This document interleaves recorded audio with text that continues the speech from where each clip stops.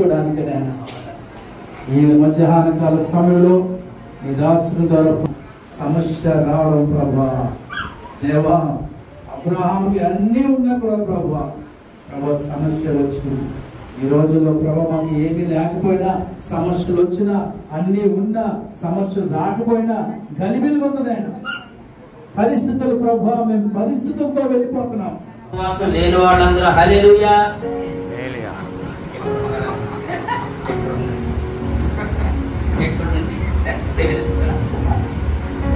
మా సంఘంలో అప్పుడప్పుడు ఇలాగే చిన్న చమక్కులు, నీరసంగా ఉన్న వారందరూ హల్లెలూయా అంటే హల్లెలూయా అనమాట. నిద్రపోతున్న వాళ్ళందరూ హల్లెలూయా అంటే హల్లెలూయా అంటే ఏంటి? వాళ్ళు ఇక్కడ ఎక్కడున్నారు? ఇక్కడ ఉన్నారు. హల్లెలూయా. మంచిదండి. ఒక్క చరణం పాడి తర్వాత దేవుడు వాక్యం మనం ధ్యానం చేద్దాం. ఈ పాట పడుకుని చూసారా ఎలాగుందో?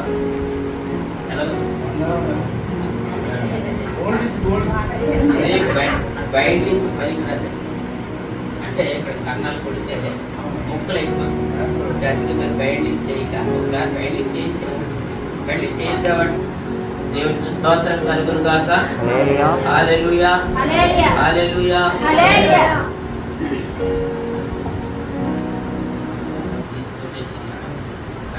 యేసుడా కరుణా భరిత సింహమా కన్ను ప్రమిదు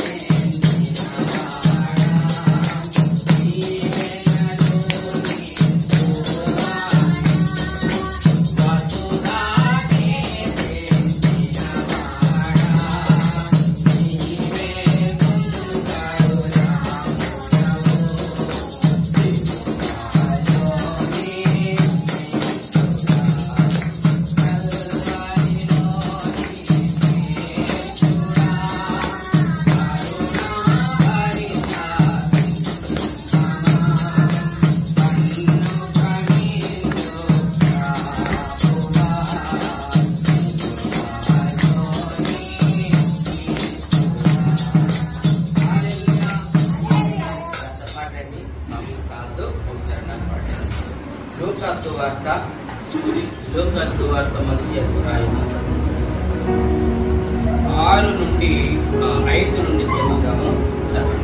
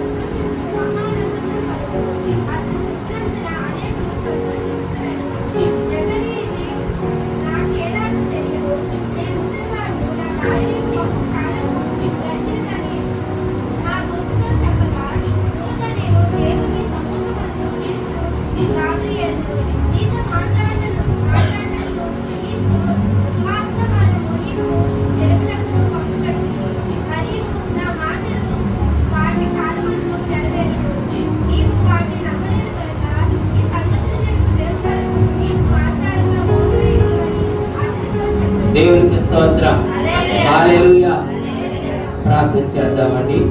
దయగల మా తండ్రి, కృపగల మా ప్రభువా, యేసయ్యా మీ పరిశుద్ధమైన అతి శ్రేష్టమైన అతి ఘనమైన నామమును బట్టి మీకు వేలాది వందనాలు, స్తుతులు, స్తోత్రాలు, కృతజ్ఞతాస్తుతులు చెల్లించుకుంటున్నాం ప్రభువా. నమ్మదగిన దేవుడకు, నమ్ముకొనదగిన సహాయం తండ్రి మీకు స్తోత్రం. ప్రభువా మీకు స్తోత్రం, స్తోత్రము నాయన. ఇదిగోండి తండ్రి, ఇది మీరు ఏర్పాటు చేసినటువంటి దినము. దీని యందు మేము ఉత్సహించి సంతోషించడం నాయన. ఆయన మీరు ఏర్పాటు చేసిన ఈ ఉపవాసము పరిశుద్ధమైనటువంటి శ్రేష్టమైనటువంటి కోడికలు మీరు ఏర్పాటు చేశారు. సంఘము నిమిత్తము, నీ యాజకుల నిమిత్తము బాబు మాకెంతో మంచి ప్రశాంతమైన వాతావరణం, మంచి వాతావరణం మాకు దయచేశారు తండ్రి. ప్రభువా మీకు వందనాలయ్యా, మీకు స్తోత్రాలు. పరిశుద్ధాత్మ తండ్రి మీకు స్తోత్రాలు, స్తోత్రాలు నాయన. ఈ సమయంలో తండ్రి మీరు మాతో మాట్లాడండి. మరొకసారి నాయన మమ్మల్ని హెచ్చరించండి అయ్యా. తండ్రి మీ ఉపదేశం మాకు అనుగ్రహించండి అయ్యా. మీ బుద్ధివాక్యం మాకు తెలియపరచండి అయ్యా. మమ్మల్ని దర్శించండి. ఆత్మతో తాకండి, ఆత్మతో ముట్టండి, ఆత్మతో నింపండి, ఆత్మ చేత సంగ్రహించండి. ప్రభువా కృప అనుగ్రహించండి. నాయన చేరవచ్చిన దైవ సేవకులందరినీ పేరున నాయన వారిని వారి పరిచయంలో దీవించి ఆశీర్వదించండి. అలాగే సంఘ బిడ్డలందరినీ కూడా దీవించి ఆశీర్వదించండి. ఈ సమయంలో మీరు మాత్రమే మాతో ఉండి నాయన మాలో ఉండి మా యందుండి మమ్మల్ని నడిపించవలసిందిగా మనం చేస్తూ యేసయ్య పరిశుద్ధ నామమున ప్రార్థించి వేడుకొనుచున్నాము పరలోకపు తండ్రి. ఆమేన్. ఆడు జకర్యా ఎలీజబెత్ మనం వినే ఉన్నాం కదమ్మా. విన్నారా? దేవునికి స్తోత్రం. వీరి గురించి పరిశుద్ధాత్ముడు ఒక స్టేట్మెంట్ ఇచ్చాడు, ఒక రిపోర్ట్ ఇచ్చాడు. ఏంటా రిపోర్టు? 6వ వచనం చదవండి. 6వ వచనం. వీరిద్దరంటే ఎవరిద్దరమ్మా? వీరిద్దరంటే ఎవరిద్దరు? జకర్యా, ఎలీజబెత్. జకర్యా, ఎలీజబెత్ వీరిద్దరు ఏ అమ్మా? ఏ ఆజ్ఞలు అంటే సకలమైన అంటే అన్ని ప్రభు ఏం చెప్పారు, ఏమి ధర్మశాస్త్రంలో ఏమి వివరించారు, ప్రతి ఆజ్ఞను సకలం అంటే అన్ని, సకలం అంటే మొత్తం సకలమైన ఆజ్ఞల చొప్పునను. రెండోది న్యాయ విధుల చొప్పునను. ఎలాంటి వారండి? వాళ్ళు ఏమైనా దోషం ఉందా? ఏమైనా కళంకం ఉందా? కల్మషం ఉందా? ఏమీ లేదని పరిశుద్ధాత్ముడు చెప్తున్నాడు. ఎలాంటి వారంటమ్మా? నిరపరాధులుగా నడుచుకొనుచు దేవుని దృష్టికి ఎలాగున్నారమ్మా? నీతిమంతులై ఉండిరి. అదండి స్టేట్మెంట్, అది రిపోర్టు. ఎవరిచ్చారు ఈ రిపోర్టు? దేవుడిచ్చాడు. ఎవరి గురించి ఇచ్చాడు? అలాగే దైవజనుల ప్రవక్తల గురించి ఇచ్చాడు. ఇస్తాడు ఆయన. మనం నిజంగా ఉంటే ఆయన ఇస్తాడు, రిపోర్ట్ ఇస్తాడు, మంచి రిపోర్ట్ ఇస్తాడు. ఇక్కడ వీరిద్దరికి కూడా జకర్యా, ఎలీజబెత్లు కూడా మంచి రిపోర్ట్ ఇచ్చాడండి. వీరిద్దరు ఎలాంటి వారు? అది మన మైండ్ లో ఉండాలి. ఎలాంటి వారు? నిరపరాధులు, నీతిమంతులు. నిరపరాధులనే నీతిమంతులనే ఒకటి. కానీ అక్కడ ఎందుకో మీరు పరిశుద్ధాత్ముడు ఆ పదాలు ఉపయోగించాడు. రెండు ఒకటి కదా. నిరపరాధులు అంటే ఏ అపరాధము చేయని వారు, చేసిన వారు కాదు. దేవునికి స్తోత్రం. మంచి రిపోర్ట్ కదండి. అయితే వారికి ఒక సమస్య. ఏంట సమస్య? 7వ వచనం.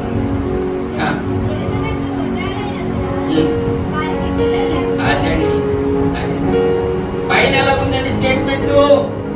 వీరిద్దరూ నిరపరాధులుగా ఆయన ఆజ్ఞల చొప్పున, న్యాయ విధుల చొప్పున నిరపరాధులుగా నడుచుకుంటున్నారు. దేవుని దృష్టికి నీతిమంతులై ఉన్నారు. అయితే వారి పిల్లలు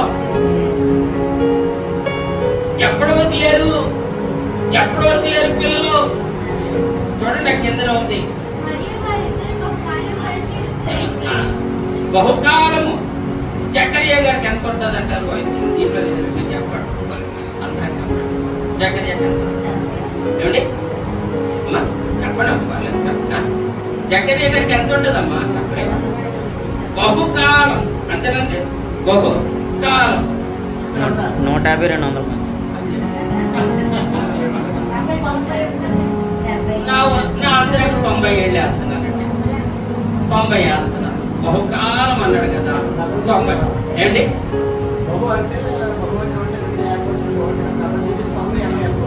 90 అంటున్నాను నేను అనుకుంటున్నాను. మరి దాన్ని బట్టి ఎలిజబెత్ గారికి అనుకోండి 80 అంటారు 90 ఇప్పుడు లేదు మనకు కొన్ని ఊహించు. పెళ్ళి ఎంతకాలం వాళ్ళ బైబిల్ ప్రకారం 30 ఏళ్ళు పెళ్లి అయిపోయి కొందరికి 30 ఏళ్ళు వేస్తాం, లేదంటే 40 ఏళ్ళు వేస్తాం. లేదు ఇస్సాకి 40 ఏళ్ళకి పోయి ఇస్సాకి 40 ఏళ్ళకి పెళ్లి అయిందంట, వాళ్ళు 40 ఏళ్ళు వేస్తాం. 90కి 40కి మధ్య అంటే ఎంతకాలం పిల్లలు ఎప్పుడైనా ఆలోచన చేశారు? 50 సంవత్సరాల పిల్లలు లేరండి వీళ్ళకి. అవునా కాదు? అవునా కాదు? 50 సంవత్సరాల పిల్లలు లేరు. వీళ్ళు ప్రార్థన చేస్తున్నారు, చేయడం మానేశారు అండి. ఎందుకని చేస్తున్నారు?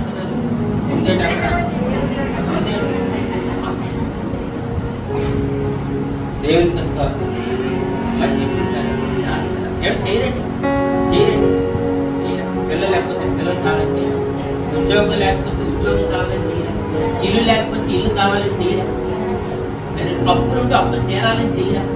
సమస్య ఉన్నప్పుడు ఎందుకు చేయరండి? చేస్తారు. అందులో ఇది ఎలాంటి సమస్య? ఇది వంశానికి సంతానానికి సంబంధించిన సమస్య. డబ్బు వదిలేండి, ఇల్లు వదిలేండి, పువ్వు వదిలేండి, వదిలేండి. ఇది ఏంటంటే తర్వాత తన వారసులు. దేవునికి స్తోత్రం, హల్లెలూయా. ఎన్ని సంవత్సరాలు ప్రార్థన చేశారండి? 50 సంవత్సరాలు చేస్తే ఈ జకరియా గారు యాజకుడు కాబట్టి దేవుని ఆలయంలో యాజక ధర్మం జరిగిస్తాడు. తన వంతు వచ్చింది, తన వంతు నుండి ఆ వంతు వచ్చింది వంతు ప్రకారం చేసుకుంటున్నాడు. చేస్తున్నప్పుడు ప్రభుదూత గబ్రియేలు, ఎవరండి? ప్రభుదూత గబ్రియేలు గారు ఆయనకు ప్రత్యక్షమయ్యారు. ప్రత్యక్షమయ్యి ఏమని చెప్పారు చూడండి, 11వ వచనం చదవండి.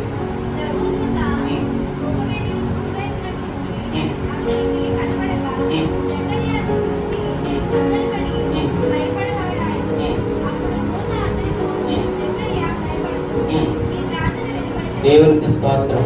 ఏంటంటే ఇది నీ ప్రార్థన ఎప్పుడండి? ఎప్పుడండి? ఎప్పుడండి?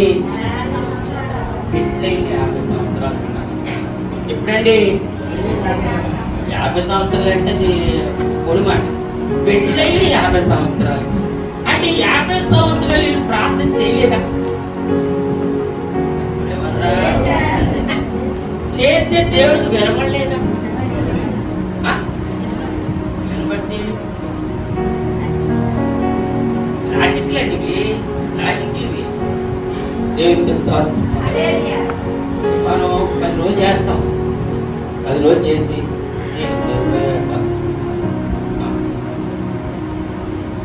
చేసిందంటే ఆ అమ్మ చేసిందన్నట్టు చేసిండు, నా ప్రార్థన ఏంటో. దేవుని స్తోత్రం. వాళ్ళు వీళ్ళేం దుర్మార్గులా, వీళ్ళేం దుష్టులా? ఎవరండి? ఎవరు దుష్టులా, దుర్మార్గులా, భక్తిహీనులా? స్టేట్మెంట్ ఏమని ఇచ్చారు పరిశుద్ధాత్ముడు? మరేమి 50 ఏళ్ళు ఎందుకు పట్టింది పిల్లలు ఇవ్వడానికి? దేవుడికి చేస్తాలేదా? అసాధ్యం అయిపోయిందా? ప్రార్థన వినపడలేదా? ప్రార్థన వినపడితే నిర్లక్ష్యం చేశాడా? అది కూడా ఉంటుంది కదా. వినపడిపోతే వినపడలేదు అంటాం, వినపడితే నిర్లక్ష్యం అంటాం. ఇప్పుడు దేవుడు నిర్లక్ష్యం చేశాడా లేకపోతే వినలేదా? మీరే ఊహించుకోండి. కానీ దేవుడు వినకపోవడం అంటూ ఉండదు, నిర్లక్ష్యం చేయడం అంటూ ఉండదు. దేవుడికి స్తోత్రం. పేతురు రాసిన పత్రిక 5వ అధ్యాయం 6వ వచనం చదవండి. పేతురు రాసిన పత్రిక 5వ అధ్యాయం 6వ వచనం చదవండి. మాస్టర్ గారు తిన్నగా పెట్టారు వాచి. మాస్టర్ గారు తిన్నగా పెట్టారు. ఏం చెప్తే చూడండి, పక్క నేను ఉన్నారండి పిలుస్తారు.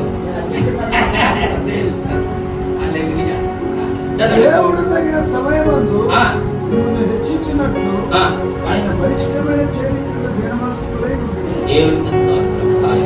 యేసు సమయం అన్నాడండి? తగిన సమయం. ఇప్పుడు వారి సంతానం లేక పెళ్ళైన వెంటనే మరుసటి సంవత్సరం ఇచ్చేస్తారండి, రెండో సంవత్సరం మూడో సంవత్సరం ఇచ్చేస్తాడు. ఎప్పుడు ఇవ్వాలనేది ఆయన ఇష్టం. ఇది చాలా పెద్ద మ్యాటర్ చెప్పలేదు, సమయం సరిపోదు. కాబట్టి సొంతంగా రెండు మాటలు చెప్పండి. దేవునికి స్తోత్రం కలుగుతాయి. హల్లెలూయా. 50 సంవత్సరాల ప్రార్థన ఎప్పుడు వినబడిందంటండి? తీరిగ్గా వచ్చి చెప్తున్నాడు దేవదూత.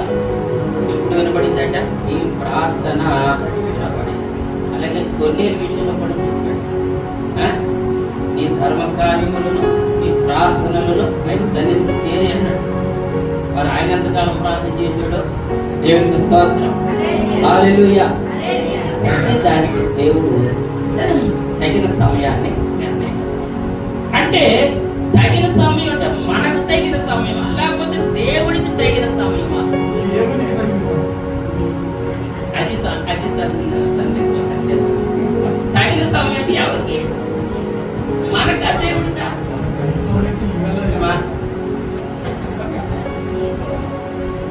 దేవుడికి స్తోత్రం కలిగి కుర్రోడు వాడు నాన్న వాడు డాడీ మమ్మీని బయట బైక్ కొనమని ఫోన్ చేస్తాడు. బైక్ కొనమంటే వాడు డాడీ కూడా లేదు, బైక్ ఎట్రా వాళ్ళు అమ్మ దగ్గరికి వెళ్ళి వాడు అమ్మ మారం చేస్తాడు. పిల్లలు అమ్మో తండ్రి దగ్గర ఏంటన్నారు, దెబ్బలాడతారు, తిడతారు, కొడతారు. ఎవరి దగ్గర మారం చేస్తారు? వంటింట్లోకి వెళ్తారు. ఎక్కడికి వెళ్తారండి? ఇంట్లోకి వెళ్తారు. వంటింట్లో ఎవరు ఉంటారు? కొంగట్టుకుంటారు. టిఫిన్ చేయడం మానేశాడు, భోజనం చేయడం మానేశాడు. మీరు బాగా ఉంటారండి ఎక్కడ అంటే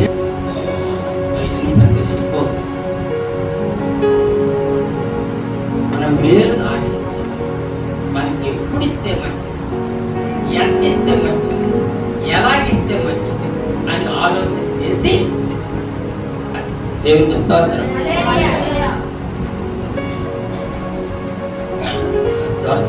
దొరమ్మ గారు ఇంగ్లాండ్ నుండి వచ్చారు. అమ్మగారు పెద్ద టేబుల్ వేశారు.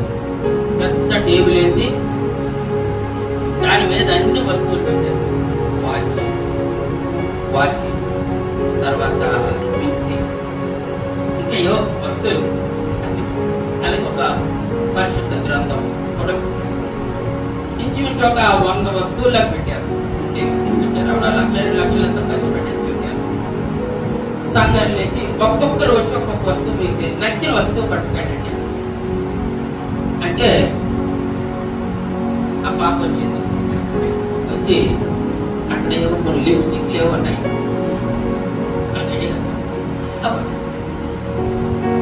ఇంకొక అబ్బాయి వచ్చాడు, వాచ్ ఉంది. వాచ్ ఇలా ఎవరికి వచ్చింది వాళ్ళు?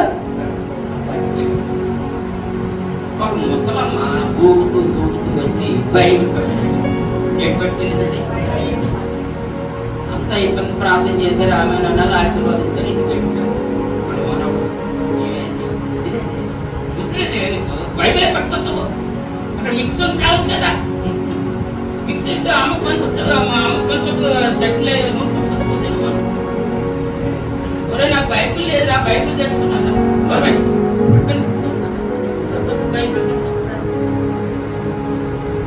తర్వాత బైబిల్ చూస్తే బైబిల్ తీసుకుందండి. మంచి 1 లక్ష రూపాయలు ఎవడో తీసుకోలేదా బైబిల్? ఎవరు తీసుకున్నారు? మోసలం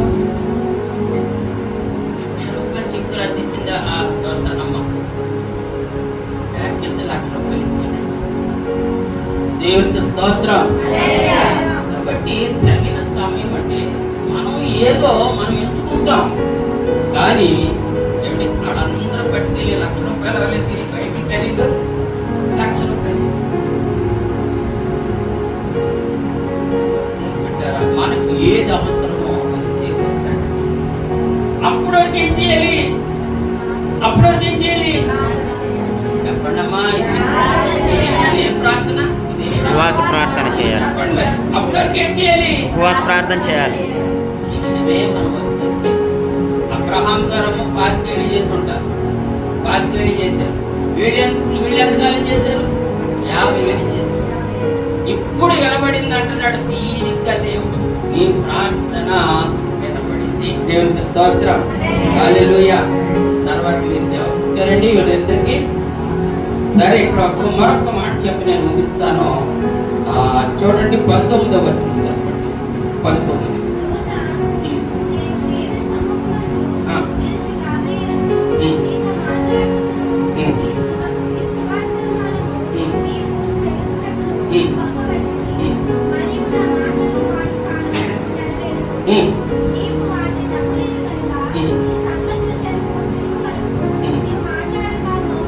మౌనమై ఉందని దేవునికి స్తోత్రం.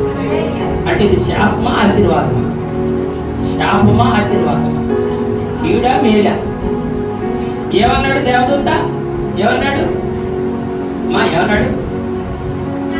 ఇది జరిగే వరకు నువ్వు మౌనమై, అంటే నీకు మాటలో నీ మాట పడిపోతుంది. నీ మాట పడిపోతుంది. నీ మాట పడిపోతుంది. పడిపోయింది. ఎందుకు పడిపోయింది? 18 చదువు. 18 చదువు. ఈయనేటన్నాడు?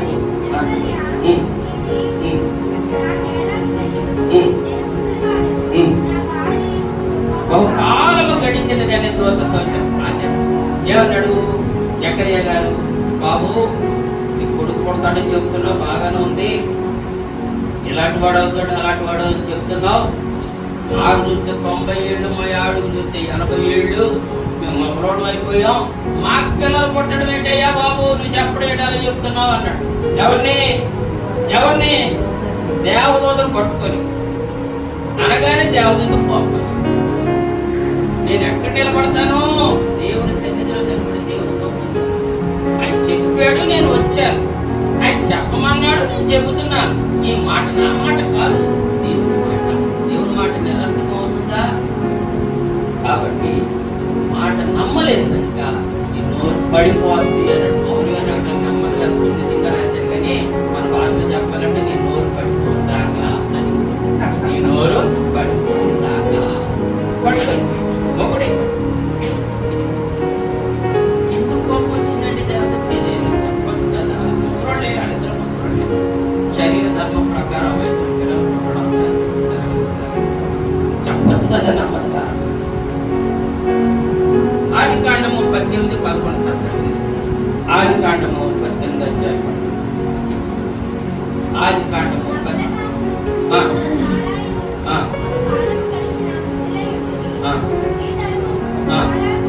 స్త్రీ ధర్మము శారాకు నిలిచిపోయేను. నేను బలము ఉడికిన దానను.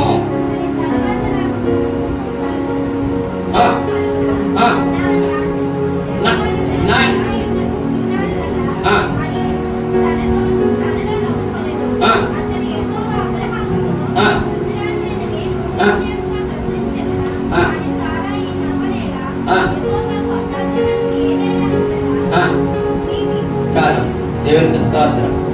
అక్కడ శారా నవ్వింది. ఎందుకు? నీకు కొడుకు పుడతాడంటే శారా నవ్వింది. ఆ గుడారంలో కూర్చొని ప్రభు ఆలకించారు. ఆలకించి శారా నవ్వనేలా? ఎందుకు నవ్వుతుంది శారా? నాకేమైనా అసాధ్యమైంది ఏమైనా ఉందా? నేను చూపించలేనా అన్నాడు. అక్కడ మరి శపించవచ్చు కదా. నీ నోరు పడిపోనుగా అనొచ్చు కదా దేవుడు. ఎవరిని ఎందుకలే? ఏ ప్రశ్న వేసింది కదా. అంతకు ముందు ఎవరు కూడా వార్ధక్యంలో పుట్టలేదు. అది ప్రథమం. అంటే దేవుడు అక్కడ ఎక్కడ వార్ధక్యంలో పుట్టినట్టు నీ పితరుడైన అబ్రహాం పుట్టినట్టు నీకు తెలుసు కదా జకరియా. నీ పితరుడైన అబ్రహాంకి పిల్లలు 100 ఏళ్ళు పుట్టినట్టు నీకు తెలీదా? నువ్వు అదే ప్రశ్న ఎందుకు వేస్తున్నావు?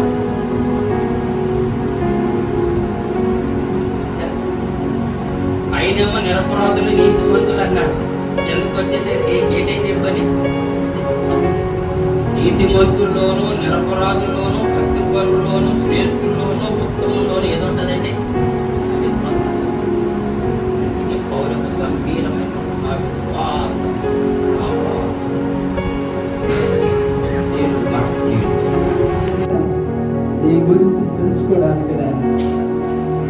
మధ్యాహ్న కాల సమయంలో ఈ దాసుని ద్వారా సమస్య రావడం ప్రభా, దేవా అబ్రహాముకి అన్నీ ఉన్నా కూడా ప్రభా సమస్య వచ్చిన ఈ రోజుల్లో ప్రభా మాకు ఏమీ లేకపోయినా సమస్య వచ్చినా, అన్నీ ఉన్నా సమస్య రాకపోయినా గలిబిలిగొందునైనా పరిస్థితులు ప్రభా మేము పరిస్థితులతో వెళ్ళిపోతున్నాం, కానీ పరమ తండ్రితో 24వ ఎందుకంటే ఆయన నిన్ను నమ్మాడు, నేను నీతో ప్రభా ఇదిగో ప్రభా మరి నడిచాడు, నేను ఆ మూలం ప్రభా నడక కాదు, నేను ఓ సమయాన్ని సద్యోగం చేసుకుంటూ సమయాన్ని మేము ప్రభా ఇదిగో మా చేతుల్లో పట్టుకొని ప్రభా నీ సన్నిధిలో ప్రభా నీ చిత్తమేంటో మేము కనిపెట్టడానికి నీ కృపను ఈ మొదటి సెషన్ దీవించండి, ఆశీర్వాదముగా ఈరోజు వచ్చిన వారందరినీ ప్రభా ప్రత్యేకమైన దీవులను దాచిపెట్టావు, వారందరికీ నేను నీవే దీవించి బలపరచున్నాను. రెండో సెషన్ వెళ్ళిపోతున్నాం ప్రభా, మమ్మల్ని సిద్ధపరచండి, ఎవరు కూడా ప్రభా తప్పిపోకూడదు, నేను అందరూ ప్రభా రక్షణ పొందాలి. నేను ఆ ప్రార్థన ఆలకించి జవాబు దయచేస్తారు నమ్మచ్చు యేసు నామములో బతిమాలుచున్నాము తండ్రి. ఆమేన్. ఆమేన్. God bless you.